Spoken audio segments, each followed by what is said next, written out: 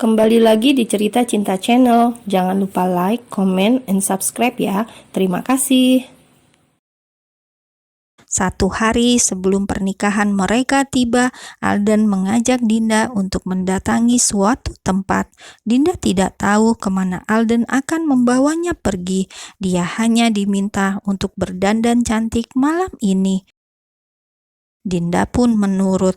Alden menjemput dia di rumahnya saat waktu sudah menunjukkan jam 7 malam. Dan setelah berpamitan dengan Julia, akhirnya mereka berdua pun pergi. Kini keduanya masih berada di dalam mobil, masih berada di halaman rumah Dinda. Alden mengambil sesuatu dari dashboard mobil, membuat Dinda jadi menatap sang kekasih dengan tatapan yang lekat. "Apa itu?" tanya Dinda. Dilihatnya Alden mengeluarkan sebuah kain. "Sapu tangan." "Untuk apa?" "Menutup matamu." "Untuk apa ditutup-tutup?" "Karena aku ingin memberimu sebuah kejutan." Dinda mencebik, makin mencebik saat dia lihat Alden yang tersenyum mencurigakan.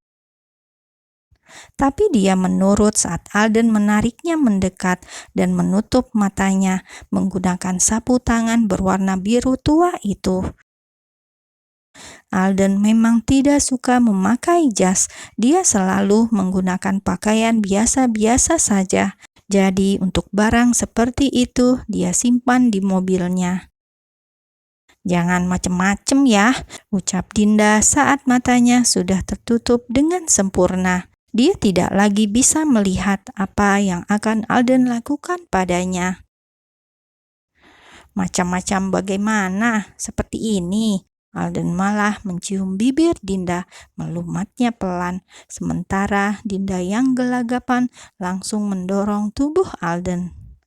"Ah!" pekik Dinda, dan Alden malah terkekeh pelan.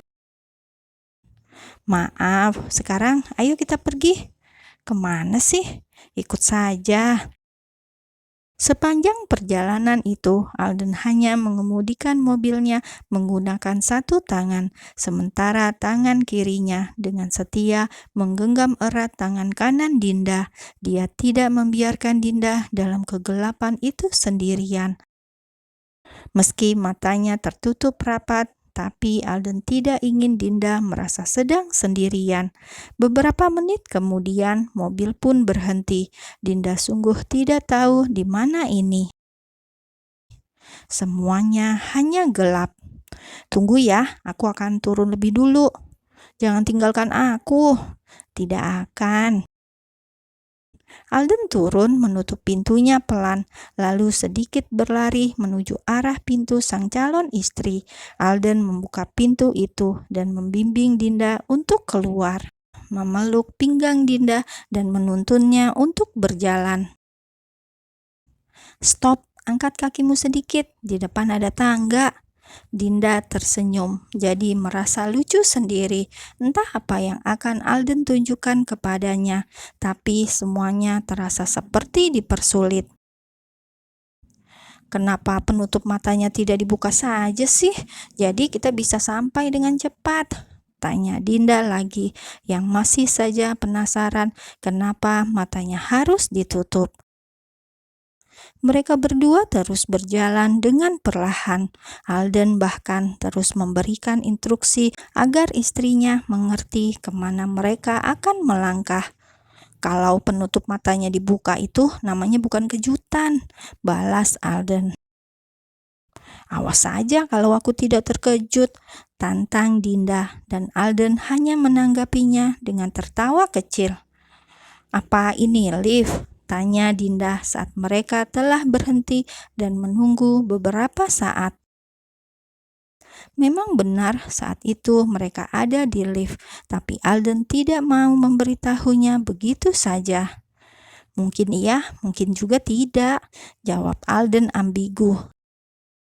Sebuah jawaban yang membuat Dinda mencubit perutnya cukup kuat.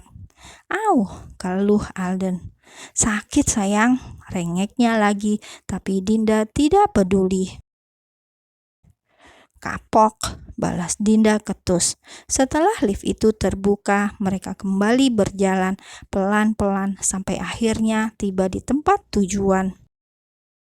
"Kita sudah sampai, aku akan buka penutup matamu," ucap Alden dengan suaranya yang terdengar lebih serius daripada tadi.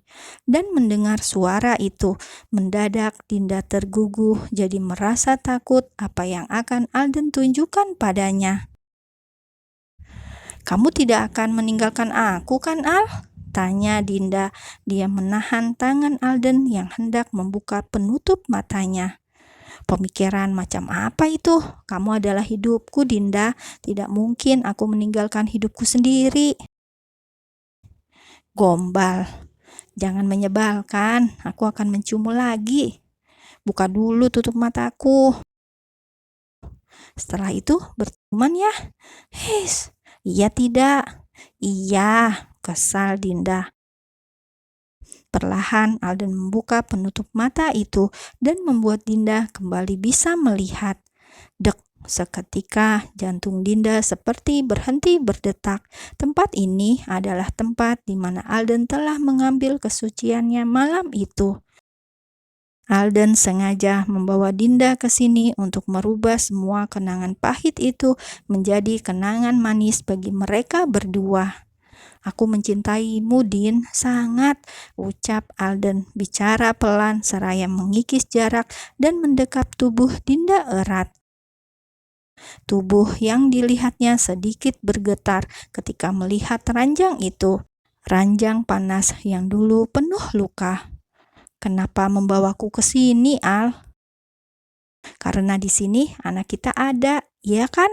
tanya Alden. Dia menyentuh dagu Dinda dan mengangkat wajah wanita ini agar membalas tatapannya. "Ayo kita ubah kenangan buruk itu jadi kenangan yang sangat manis," ucap Alden lagi. Dan setelahnya dia mengecup bibir Dinda dengan lembut. Kecupan yang lambat laun jadi ciuman yang dalam dan menuntut. Tidak ingin semakin parah hasrat ini menguasai dirinya, Alden pun mengakhiri ciuman dia dengan Dinda, lalu membelai lembut wajah wanita ini dan membawanya ke dalam dekapan. Dia peluk erat, sangat erat. Jika ingat bagaimana dulu dia nyaris putus asa untuk mencari Dinda, rasanya kini Alden tak ingin lagi berpisah jauh, ingin selalu membuat Dinda berada di dekatnya.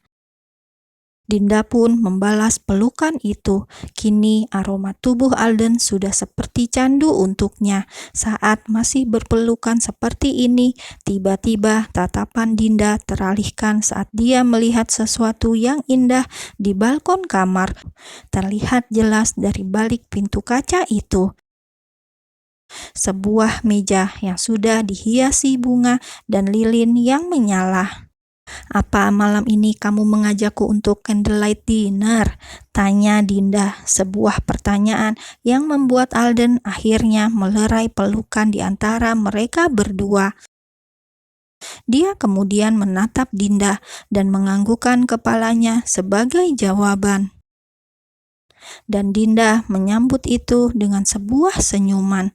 Alden membuatnya benar-benar melupakan malam kelam itu dan kini merubahnya menjadi kenangan yang manis, malam yang membuat mereka saling terhubung. Di saat Alden dan Dinda sedang menikmati malam mereka yang indah, saat itu juga Liora tengah berkubang dalam kesedihannya sendiri. Sore tadi dia mendapatkan kabar jika sang nenek telah ditahan. Penahanan itu dilakukan karena neneknya berniat untuk melarikan diri, sebuah tindakan yang membuat Gaida jadi semakin tak bisa menghindar dari jeratan hukum. Pengacara mereka bahkan mengatakan pada Liora bahwa dia harus menjual beberapa aset untuk membayar ganti rugi pada semua penggugat, termasuk membayar ganti rugi pada Alden. Liora pusing sekali. Saat ini rasanya kepala dia mau pecah. Perusahaan sudah tak bisa diharapkan, bahkan pihak kepolisian pun sudah mengelilinginya menggunakan garis polisi. Liora amat sangat terpuruk. Yang dia ingat hanya satu, ucapan sang nenek dalam sambungan telepon sebelum Gaida masuk ke dalam penjara. Menikahlah dengan Tuan Aston. Sejak lama dia sangat menginginkanmu, Leo. Tidak apa jadi istri keduanya. Yang penting setelah ini semua berakhir. Kamu dan nenek tetap bisa bertahan hidup. Liora menangis. Tangisnya terdengar sangat pilu. Tak menyangka jika semuanya akan jadi sekacau ini. Alden bahkan tak lagi menatap ke arahnya. Di tengah keterpurukan itu, dia hanya bisa mengingat Darwin, seorang pria Casanova yang selama ini selalu menemani dia. Malam itu, Liora menghubungi Darwin dan menghabiskan malam bersama, melebur semua kegundahan ini dalam desah panjang dan peluh yang bercucuran. Malang sekali nasibmu, sayang. Sudah menggugurkan anak kita dan kamu tidak bisa mendapatkan pria itu, ucap Darwin setelah mereka selesai bercinta, kini masih saling memeluk erat.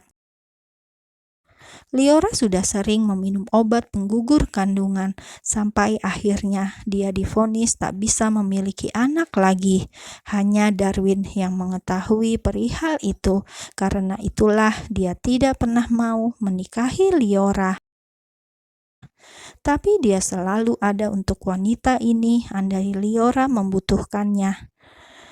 Aku memang tidak jadi menikah dengan Alden, tapi aku akan menikah dengan Aston. Kamu memang benar-benar gadis yang cerdik, puji Darwin. Namun pujian itu tidak membuat Liora bahagia. Diam-diam dia menyembunyikan wajahnya di dada Darwin dan meneteskan air mata. Nasib yang benar-benar sial. Tapi dari semua kesialan itu, dia sadar satu hal, bahwa ambisi dia dan ambisi sang neneklah yang membuatnya jadi seperti ini.